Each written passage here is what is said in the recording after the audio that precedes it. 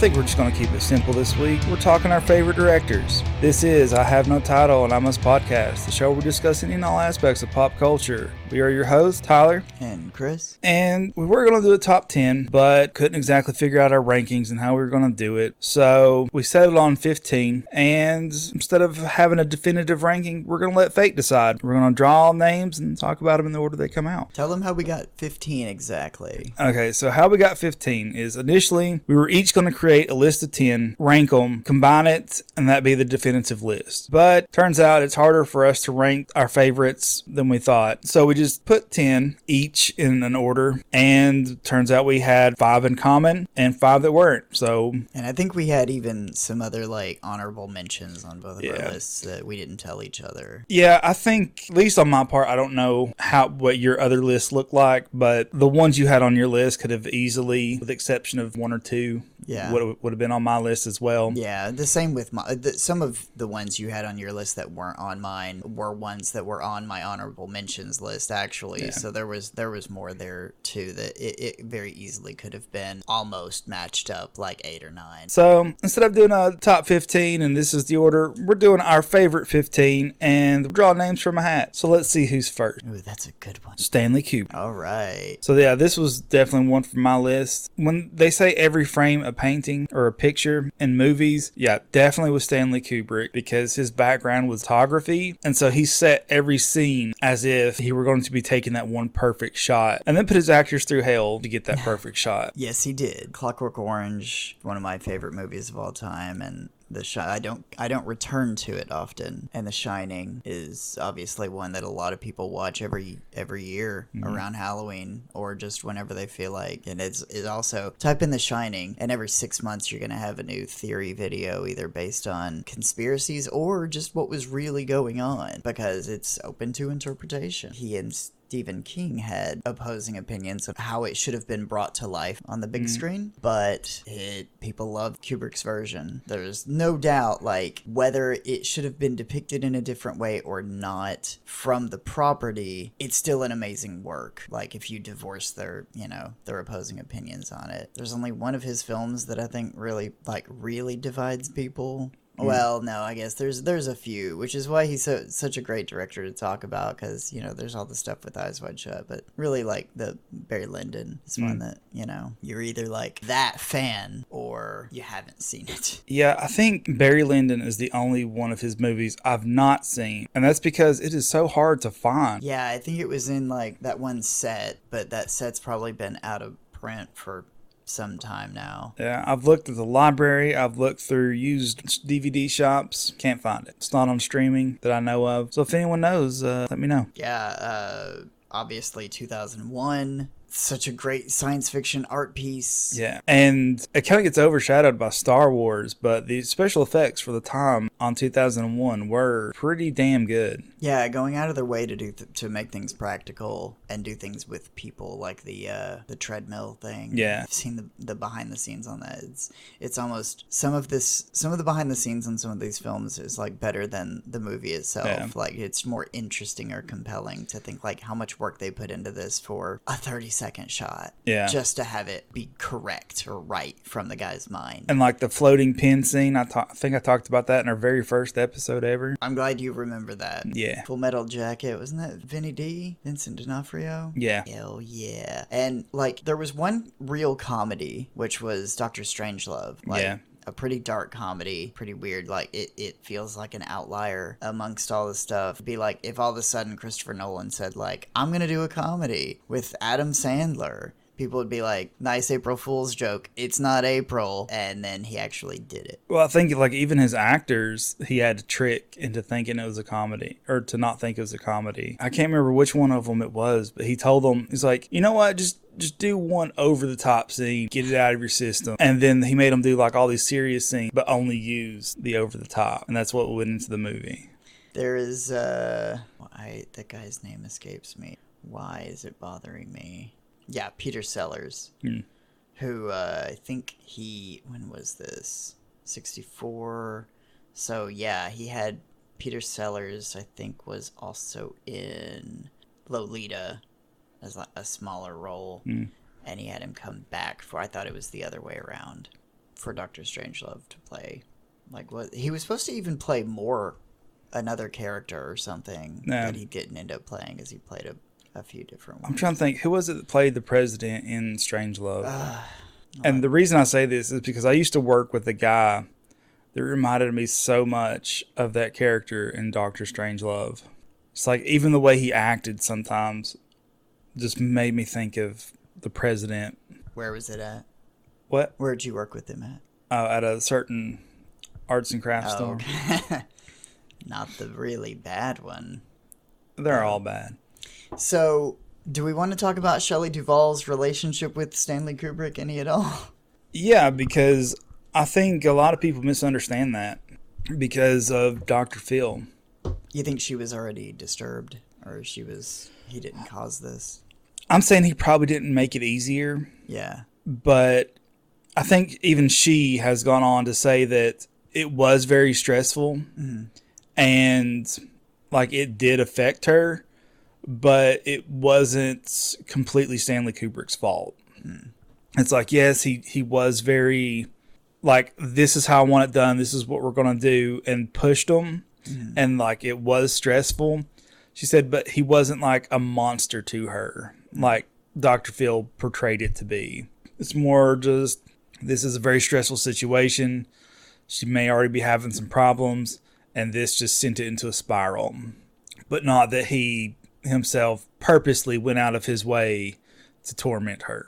Yeah, that seems fair, especially when somebody comes out and sets the record straight. People love a controversy and people love drama, and it's always, like, what can we do to dig into this or make more out of it than there actually was. So it just seems like one of those that he's just a hard director to work for. And because she had such a bad reaction with her career and like mental health, that's just something Dr. Phil latched onto and brought out the worst of. And since by that point Stanley Kubrick had passed, he couldn't defend himself. Yeah. So, but I think that was the case with that. But either way, easy to work with, hard to work with, pain in the ass. Like, the results of his films, I don't think he's got a bad one in the lot. Yeah. Definitely some I like more than others, but any of his movies I don't think you can go wrong with. A good one to start with, and that's why it was incredibly difficult to rank these, because some of them are on there for technical reasons, some of them are on there for emotional reasons, and some of them are on there for objective reasons and some for subjective reasons. That's how I put together my list. That's when I start thinking about, like, these, would this director be in a top 10 directors list of all time? No. But is it important to me? Yeah, so it goes on my list. That's how I was, because it's just like any day it's like, oh, this might be my top 10 today. Yeah. Then I might watch one of their movies and be like, no, I need to switch that tomorrow. So on to the next one. On to the next one. Next we have Guillermo del Toro. All right, so this was one that I straight up forgot about. When I saw it was on your list, I was like, oh, I think I literally looked down at my phone and was like, Pan's Labyrinth is one of my favorite films of all time. And I'll be honest, I forgot to watch the new Pinocchio, but out of like the 7 Pinocchio films that came out within that 6-month span, don't know how that happened. His was the only one that I wanted to watch. It was pretty good. Like, I watched it just because his name was attached to it. And again, if you're expecting the Disney version of Pinocchio, you're not going to get it. But I think this was more of a blend of the original telling set in a slightly different time frame. But for me, I think with Del Toro, the reason I like his movies so much is because he himself is such a fan of film and comic books in general that any projects he's working on, he's pouring himself into it. Yeah. And he's going to try and do right by it. And I think that's why, like, his version of Hellboy and stuff is so beloved, because he actually fought to have it his way and pour that creativity into it. Yeah, there's the first 2 Hellboy films, which were, for what they were, perfect. I feel like it was the right amount of whatever was in there. Something that I think people get wrong about depicting a character that's like, he's youthful because he's like immortal or something, like a vampire, but that is 150 or 200 years old, is they forget that they would get old. They wouldn't be like interested in going to high school and hanging out with the most annoying people in our species alive. They would have 20 cats. And that's how he depicted him in Hellboy. Yeah. It's like this is this really old guy who has a bunch of cats and is like a curmudgeon. It's accurate. I don't know if that appeals to people or whatever, but when you think about that, it's one of the only times that that's actually something that feels real in like the most unreal of scenarios. Yeah. Pan's Labyrinth is one of those that's like, it came from out of nowhere and blew me away. I could watch that. Like, I had a friend who one time, he's a big cinephile, and he said, I've wanted to learn Spanish just to watch that movie with the subtitles off. I don't know if there's any higher praise, because there's so much going on. There's so much detail and so much going on in every scene. And then there's the ending that, I don't want to spoil any endings on this, but like, it's amazing, and it will stay with you for a long time. Yeah. That made you care about the romance of a fish man in Shape of Water. Yes, that one was another one. It's like, he doesn't have, there's certain directors that are going to be in that box there, that all of their films are kind of like in a genre. Del Toro's not one of them, and you'd think he would be. Like, there's like a darkness to each of these films. Sure, that's his edge, that's his spin he puts on things. But like The Shape of Water was like this beautiful romance story. Was it dark? Sure. There was a sci-fi or fantasy element. You decide, kind of, I guess. But yet again, an amazing film. And it holds you right to the end. And the actors, like, he gets these performances out of actors that I don't think other people could get. Yeah. Especially Kentucky's own Michael Shannon in that film. Like, he freaked me out in that, but, you know, I guess he kind of freaks me out no matter what. I have been meaning to see Nightmare Alley, and I have not seen it yet. Oh, man. I forgot about that one. It is fantastic. Yeah, so I guess I didn't. And then he's got a Frankenstein movie coming out that I had forgotten about. Yeah, I'm trying not to get my hopes up too much. You never know. But since his name is attached to it, I'm sure, unless the studio really just sticks their finger in it, it's going to be good. It's got a good cast, good director. I had forgotten about that. Oscar Isaac. Is Oscar Isaac the doctor or the creature? I want to say the doctor. Have they given a release date for that yet? I'm not seeing it. In 2007. And then it goes on from there. So I guess he's been wanting this for a long time. But Christoph Waltz is in it. Yeah. And Mia Goth. I can't ask for more. But you're getting more, because David Bradley's in it. And Lars Mikkelsen. So, alright. And he did other movies. Blade 2. Yeah. The second Blade movie. I think that was my favorite of the three. And Crimson Peak. Like, if Becky listens to this ever, she's going to be pissed if I don't mention Crimson Peak. Because she really liked Crimson Peak and would not stop talking about it until we all watched Crimson Peak. Which was, I don't think, his best film, if I'm honest. But it still had amazing imagery. That's another one that's like... That wasn't my favorite of his, but I really enjoyed it. And I think that it deserved more credit than it got. Yeah. For sure. And yet again, like each one of these could be almost considered an outlier on his list because he does not stay stagnant or tied to a specific kind of thing. He pushes boundaries in his own career, which commendable, respectable, and similar to Kubrick. Yeah. Because I know Del Toro one time said that the reason he bought a bigger house is because he needed somewhere to stash his comic book and movie collection. I'm like, that's why I want a bigger house. Yeah. Onward. All right. Number 3 ends up being... Martin Scorsese. Scorsese. I mean... Is he cinematic, though? I don't know. I just enjoy his movies. And I know there's another director we're going to talk about later, have a similar editing style, where it's just like almost musical, like cuts on beats, and it's just some solid storytelling. And Though I don't agree with all that he says about modern cinema, but he's not entirely not wrong either. Yeah, he said he bought a smaller house so that he could get rid of his comic books.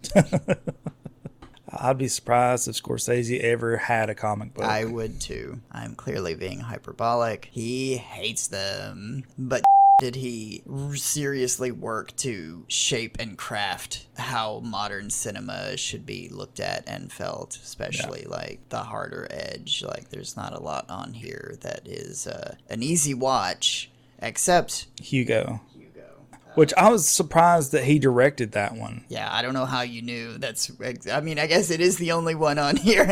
I don't know how that happened either. I was seriously looking. I saw the trailer for that film, and I was like, that looks okay. Kind of want to see that. And I was going to see a lot of movies in the theater at the time. And then I was at Walmart for a Black Friday thing really early in the morning. And the lines were, I can't remember what the situation was. Either the lines were really long. I couldn't check out for some reason. Like something that I was getting didn't go on sale yet. It was either the lines were really long or I was waiting for other people to get done shopping. Whatever the case was, I went and camped out with the one thing I was getting over in like the books and magazines. And there was a making of book that had already been released for Hugo that the guy who wrote the book had a hand in, Brian Selznick. And I didn't know his works at the time. I didn't know it was based on a book. They're really interesting books. His books they're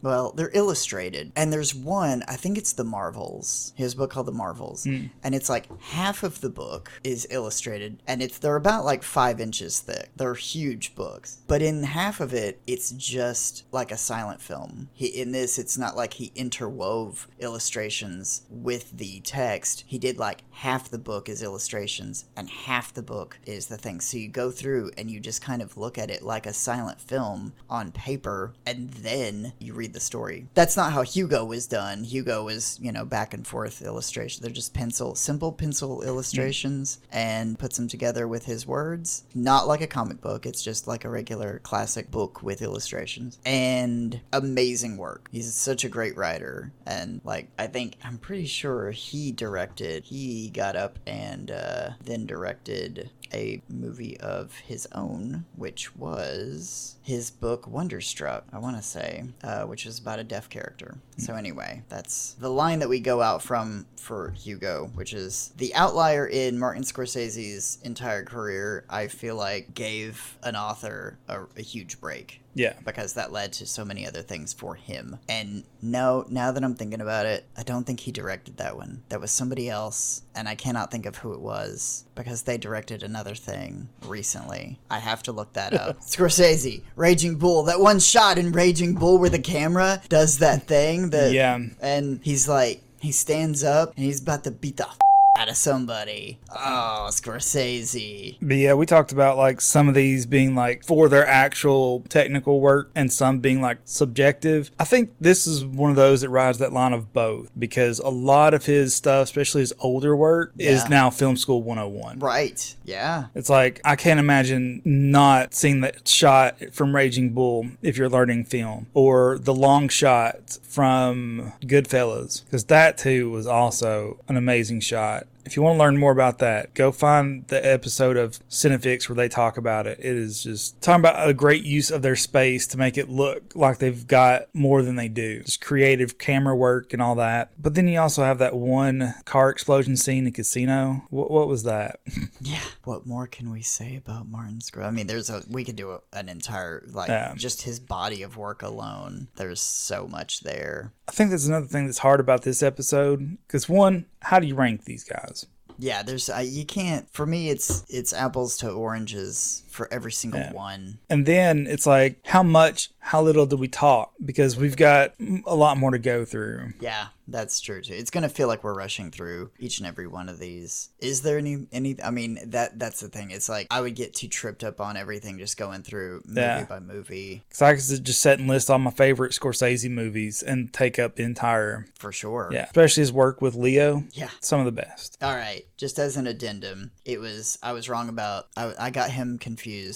I was thinking about Ghost World, I think is what I was thinking about. So it was Todd Haynes who directed Wonderstruck. He has also directed Velvet Goldmine and I'm Not There, the weird, surreal movie that's kind of about Robert Zimmerman. Go on! All right, I promise I didn't put all of my list first. Is it another one of yours that's not on my list? Well, this is one of the crossovers. Okay. So, next up, Christopher Nolan. Which we do know that's one of your favorite. Yeah. Is that maybe your actual favorite director? Yeah, again, kind of goes back and forth, but he is consistently at the top. Again, just because he's known for like bigger movies now, but the way he goes about like directing them still is like almost like an inspiration for anyone that's coming up, like wanting to be an aspiring filmmaker, because he's got good stories, but when he shoots a scene, he still falls back onto that first movie he ever did where he had like no money. And so it's just like you don't have time to set and just do take after take to get the perfect scene. So it's like, don't let perfection stand in the way of good enough. And so sometimes those imperfections make the characters more believable. And it's about doing what you can with what you've got. And then sometimes if that's what you got is a lot of money and big cameras, great. But if not, you can still make a solid piece. And just like, yeah, I know his brother writes or co-writes a lot of stuff, but I don't know, that's not really an issue for me. I know some people might nitpick that, but still solid directing, solid storytelling. Just like his use of time in movies is fantastic. Yeah, like Memento. Yeah. Which was told not exactly in reverse. That's kind of complicated to explain. It's told in like almost two directions at once. Yeah, and he explains this on a chalkboard somewhere. I don't know where he was when he did this, or who he did it for, but of course have to mention The Prestige. Probably mentioned it in the first 5 episodes, every single episode, but that remains one of my favorite films of all time, and would be reason enough alone if I hated the rest of his films. That was something that, like, if you only directed one film, that's where some of the honorable mentions that I had came up, was like, if you had one film that directed this, if there was a film that meant so much to you and that director only made one film, it's like, what were they doing? Were they not able to like broker their career into making another film? Was the film not successful? There's so many other factors that would go into it, but that one film would be like, when there's an author who only wrote one book. Yeah, that's what I was thinking with like To Kill a Mockingbird. Yeah. So it's like, I know they technically wrote 2, but yeah, that's contentious. There's some people who think that's a conspiracy or that it was ghost written by somebody else or whatever. So playing devil's advocate to say, like, yes, they definitely wrote 2. Even then, just 2, you know? Whereas, like, look at Scorsese's body, where it's like he never stops. And Nolan gets a film out about every 2 to 3 years. There's some people that are going to be on this list that didn't, it's like they live to be pretty old, but don't put out work as often. And they don't necessarily need to. So that's just, like, The Prestige is a really special film for me. I haven't watched it in a while, but I've seen it so many times, and such an amazing piece. That's like if the only film you directed, or if the only film that you directed that I liked of yours, and you didn't direct that many other films, was The Shawshank Redemption, I think one of the greatest films of all time, you would have to be on this list, because you directed The Shawshank Redemption. Do something else. Like, stay busy. Keep doing other stuff, because who knows what you could translate into something else like that. Or maybe it was just magic in a bottle, and maybe it was an ensemble. Because we do have to also say, if eventually we get to that one certain director, and I can't remember if he's on your list or not, when people say, like, actually, it's the director of photography, the cinematographers that really tie all the work together. And they do all the hard work, and it's like, yes, it is an ensemble. The director is the top guy whose name goes on the thing, but if you look at all the names, especially like the other top names, the crew he assembles, but that's generally, if it's an auteur's world, Yeah. they pick their team. And that a lot of times really depends too, because sometimes the director of photography is following to the letter what the director wants. So that's another thing to take into consideration. It's their job to make this guy's vision come forward. And sometimes the director is also the writer, and sometimes they've just chosen a piece to write. Tim Burton, not a writer. He does not write. That's something that I think a lot of people, he's written some poetry. He does some watercolor, but he doesn't really write. And he has to be presented with pieces pre-written and then decide how he wants to interpret that. I think he has requested things. Some things he's had ideas for. I think he's a good idea man. But he's not a writer. He's never been credited with that. I mean, he'll have his name put on something as it's his something. As if to say, this is my idea. But a lot of other people worked really hard to put it together for me. Along with myself. So yeah, I think that's a really important distinction to make. Like, they put their teams together generally, you know, in an ideal world, in an ideal space. I think sometimes maybe that's not the case. Chris Nolan likes working with his brother. They make good films together. Yeah. It's like, as long as they're not like, there's not a third brother out there that's like assassinating people. Yeah. Is that? I don't know. Okay. I don't think so. Okay. If there is, he's very good at his job because we don't know about it. We better find out. But not to mention, one last thing for Nolan is his use of practical effects. We've talked about it many times before. Huge advocates for practical effects in movies. Yeah. And Christopher Nolan almost has a vendetta against CG. Yeah. It's crazy how he invented that gun that like sucks bullets back into itself. He really did that. It's kind of useless in the real world, but because you know you need to be able to shoot somebody. But for film, it was crazy. Next up, we have, I think this was another one from both of our list, and that's the master of suspense, Alfred Hitchcock. Oh, Hitchcock! This was almost an obligatory one. Yeah. It's like if I'm making a list, it has to go on there. Yeah. I think even when I wrote it down, like he was like fourth on my list. But I think he would have been a good example of our art versus artist. Oh. Because he seemed like a real piece of work in real life. Especially the stories coming from Tippi Hedren. But yeah. I mean, so many great works under his belts. Same with Scorsese. It's like he's become film school 101 now. Mm-hmm. He's another one that like, oh my God, did he never stop? Like once he got started, short films, silent films, he's got a bunch of lost media. TV series. Yeah, that too, which is really probably my first, that music and him walking up into the weird kind of silhouette. Yeah. Yeah. And then turning to the camera. Like his director's trademark is his silhouette and everything. That's my first memory of it because I remember seeing that on TV when I was really young, thinking, should I be watching this? What is this? Not to mention, I don't think he's the one that came up with it. I think he even said he didn't come up with it. But the term MacGuffin used in movies is heavily credited towards him. Yeah. So the last movie I'm seeing on here that he made was 1976. 1976. And there's a ton. So what are the two big ones? Psycho and Birds. Psycho and the Birds. Then, and that is 1, 2, 3, 4, 5, 6, 7. 6 and 7 from his last films made. And 8 and 9 is North by Northwest and Vertigo. Rear Window. Vertigo. Rear Window was 1954. It was about 10 years prior to that. But just to say, when you make a work, you know, it's like when you have your best work is your first thing. Like when they say musicians, you know, when you're a teenager and you're like angsty and you're writing those love songs and you know, you have like your first few albums and they're great. They're wonderful. You're like a one-hit wonder. You have a few hits under your belt. And you get a bit older and it's like, what do you have to sing about? You think Elliott Smith would have ever stopped like having something to sing about? I don't think so. And I don't believe in that. Like, this band could never make another good album. That there's a mentality about that. Like, well, they're 30 years in. What more could they do? Look at David Bowie's last work, Black Star. If you're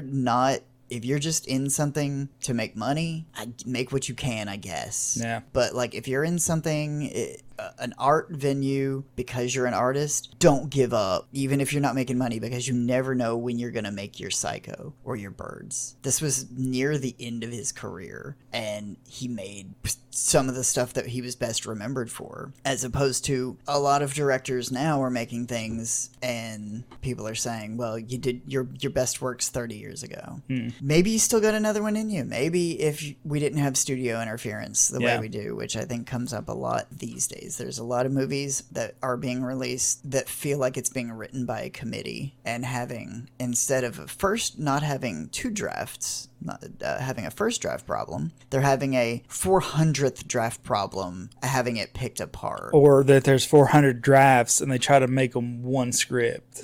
Yeah, just chop everything up from that. And there's something from the first draft that ends up in there, and from the 400th, from these 400 people, and it just is clunky and weird, and there's no art to it at all. Yeah, I think that's why I tend to gravitate towards auteurs when it comes to who are my favorites, because good or bad, you get to see a singular vision come together, and it's at least coherent. And you just feel like you don't get that, because I feel like you're watching like 3 different movies and none of them go together when you watch anything now. Because talking about how good Del Toro's Hellboys are, I think that was the fault with the remakes, is there's just so much interference, because you had like one direction, but then they edited it to be like 3 different tones. Yeah. It's like, oh, is this comedy? Is this not? Is it serious? What do we got going on? And there's like, sometimes in the cut, in the editing room, you could go one of 2 extreme directions depending on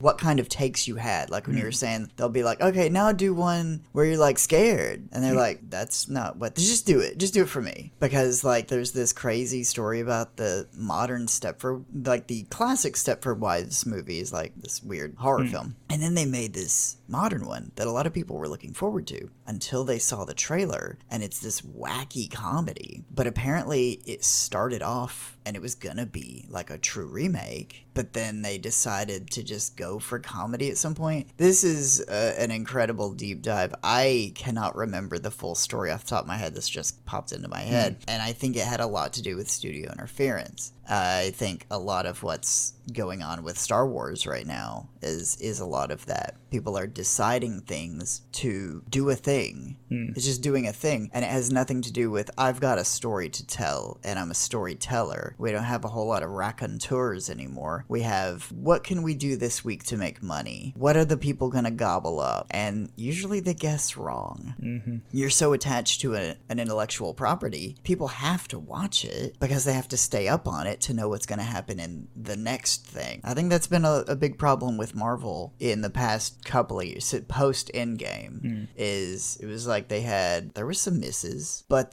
for the most part, it was this coherent vision that was working toward this one thing. And since they ended that and did well with it, it has not gone in a good direction. And it hasn't felt like it had a singular vision or direction. It feels like they keep throwing spaghetti at the wall and it keeps not sticking, and they have to just keep throwing those noodles. So hopefully they get it together, and they're really going to get shown up if James Gunn does have a clear vision for DC finally, wipes the slate, except for the Batman, and does a really good job. I hope that's the case. I don't want him to eat Marvel's lunch or whatever, but I want good movies. I don't care where they're coming from. Yeah, maybe the competition's what they need. I think so. And maybe even some collaboration, maybe some insight to say, like, guys, come on, just make good films. You know you can. So we kind of used Alfred Hitchcock to as a platform to talk about a few other different things in the film industry, but like he had said that's another one similar to Scorsese, that like his body of work is so massive that it's hard. It requires 2 episodes of their own. Talking about Rope by itself, any one of these films, Rear Window, and then obviously Vertigo, Psycho, The Birds, or if you ask Becky, probably Marnie. Maybe we'll have getting close to Halloween, we'll start off a Halloween extravaganza early this year and do some other things. Not just like top horror movies, maybe specific directors, or even directors who did that one movie and then as a foray into that. But just talking about the body of work of Hitchcock and like just making good content. What year did you say Rear Window came out? Rear Window is 1954. Yeah. Well, they actually have a board game, a modern board game out of Rear Window. I don't know if I saw that. Yeah. So, I mean, still have an impression going forward. I don't know if this has come up in the year that we've been doing this, but we're like board game aficionados. I don't think either of us get to play them as often as we would like to, because it's usually once every couple months when we get together with our wife and girlfriend respectively and play a board game or fit in a few board games. So yeah, if that's something that anybody would like to hear us talk about, I don't know, because there's plenty for us to talk about, but board games are a pretty wide subject, and there are many podcasts actually dedicated just to board games or even learning how to play board games. So I was just going to throw that in there since you mentioned that game. I think it's come up a few times in X-Men and Fallout. The Fallout episode we talked about the board game. All right, onward. So upwards and onwards. All right. What number are we on now? Is this 1, 2? I think this is 6. Oh, damn. This is 2 for, because we're talking about the Daniels. Oh. So for those that don't know, it's Daniel Kwan and was it Daniel Scheinert? Let's say yes. Yeah. Because I don't know them. Okay, I think this is the first solo from Chris's list. Because for me, I've only seen one of their movies. But what a movie. Well, I mean, as far as feature films go, it's just Swiss Army Man and Everything Everywhere All at Once. But Everything Everywhere All at Once, for me, like, I saw the trailer pretty far back, and I was like, oh my god, I gotta see this weird film. And I got really excited and started telling everybody about it. Like, oh, look at this. Gotta go see this movie. It's gonna be crazy. And it was. But that's another one where it's like, that's their second film, and they had to do that during COVID, and it's like when I see some of the stuff that's some of the behind the scenes where they're filming some of this, it's like, how did this even get made? And yet they did it, they got it, and they got Short Round, his first Oscar. Yeah. Yes, it was just so amazing, and I could not stop. I mean, I went back to see it several times in the theater while it was still there, and it mesmerizes me every time. Just every shot, all the ingenuitive thinking about it. They're another set of directors who love practical effects. A lot of it almost seems obligatory as to like how they did it. You know, it's not really, it wouldn't be a difficult thing to figure out like how they did something or how they got creative with something. But I mean, this movie has everything in it. If you're not somebody who just wants to watch G.I. Joe or Transformers or whatever boring bullshit. And not to say that Transformers are boring. I'm sorry. That's not what I meant. I meant like, if you like boring movies, you're not going to like this. You're going to be like, ew, it's weird. I don't understand it. And there's subtitles. There is that. There is quite a bit. And if you get lost easily, I don't know what to tell you. That's the only reason I've not watched it yet. It's because I got to be in the right headspace for subtitles, because I get distracted anymore. You haven't seen this film? No, I'm on the opposite spectrum. I've watched Swiss Army Man, but not. I did not know that was the case. Yeah. Oh my god. Okay, well, we definitely have to block some time off. It's on the long side, and for some reason I'm not seeing where that. Because I know for Swiss Army Man, a lot of people got turned off because of the fart jokes. Yeah. But that movie was just so much more than fart jokes, and you should have just stuck with it. Yeah. Because it really is like, I don't necessarily want to say heartwarming, but in that ballpark. Yeah. And that's, there's just mainly like the two guys. Yeah. And, Daniel Radcliffe and the Riddler. And, yeah. I didn't watch it, but I scrolled past a video on YouTube, maybe yesterday. I don't know when it came out, but I think it's recent, that said how the Harry Potter films ruined Daniel Radcliffe's life. Where the are they getting that from? I don't know. I didn't watch it. And I can't comment on, really like what his take was going to be, because it could have been, it could be JK's recent, rants on certain things. It could be how it forced this kid with dyspraxia to like live such a rigid life for like through his formative years to lead him into some alcoholism and some other things. What I think is it put a guy who might not have wanted to be an actor, and it thrust him into this life. Like, this is all he knows now, and this is what it's going to be. But that's not the Harry Potter films. That's just the life of an actor. If it wasn't those and he got into acting, it could have been any number of films. So, again, I don't know what the guy was going to say, but I think Daniel Radcliffe's finding his place in acting. I think that's the Harry Potter films afforded him that because he made enough money off the royalties. He doesn't have to do the I need the money job. Yeah, he can keep doing just whatever the people keep wanting him to be in these big blockbuster things, and he's like, I'm happy to be in Equus for a bit or do Swiss Army Man with the Daniels, who were unknowns at the time. You know, I think they'd done like music videos before that. So anyway, yeah, and other short films. So, and it's like those aren't the only two things they've done.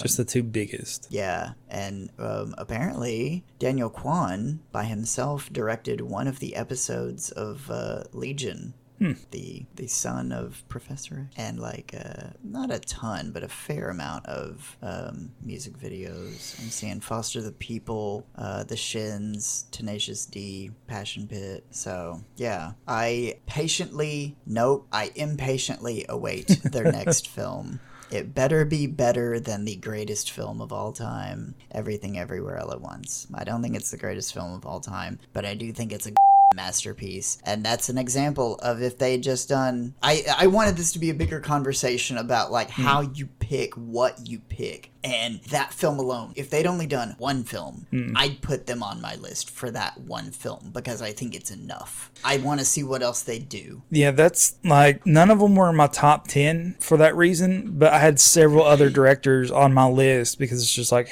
how do I classify these? Because they've only got one or two films under their belt, but they're good films.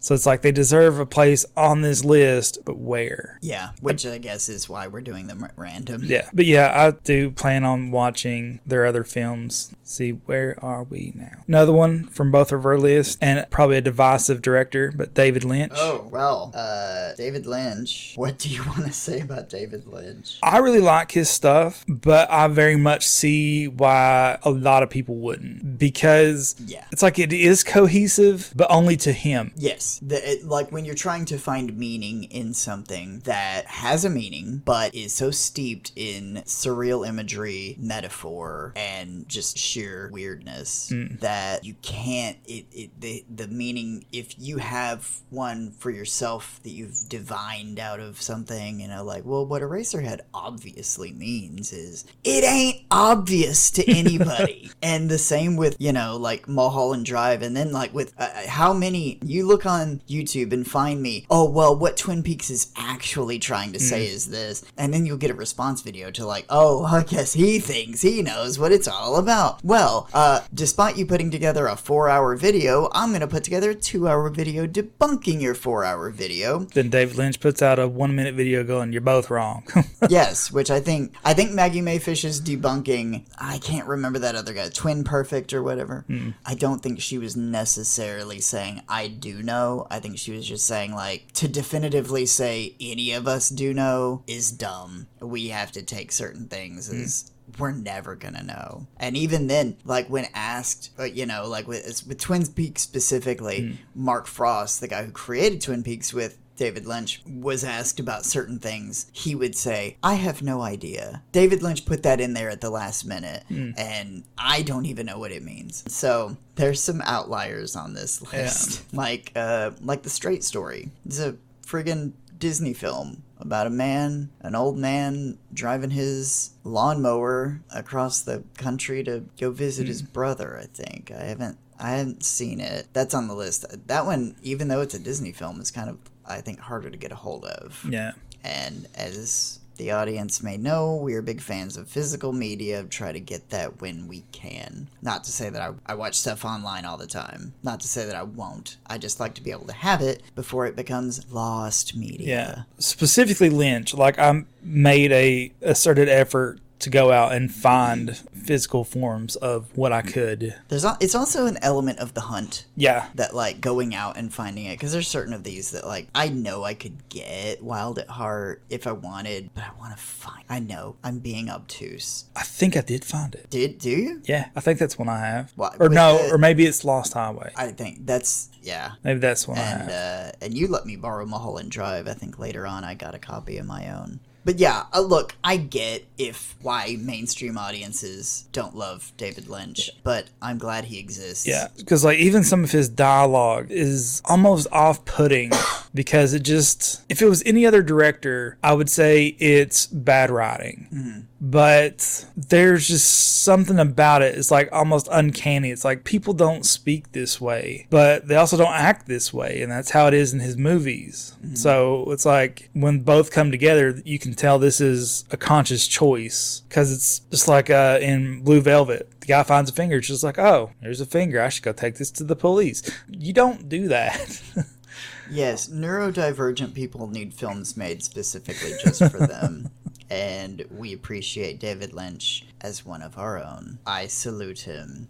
I love him with all my heart, and I look forward to completing my collection. As do I. But I think we'll end there to keep this from running too long, break this up into 2 videos. So be sure to like and subscribe so you don't miss out on the second part of our list. And if you made it with us this far, thank you. Or be sure to follow us on social media. We're on Facebook and Instagram. We'll leave links in the description below.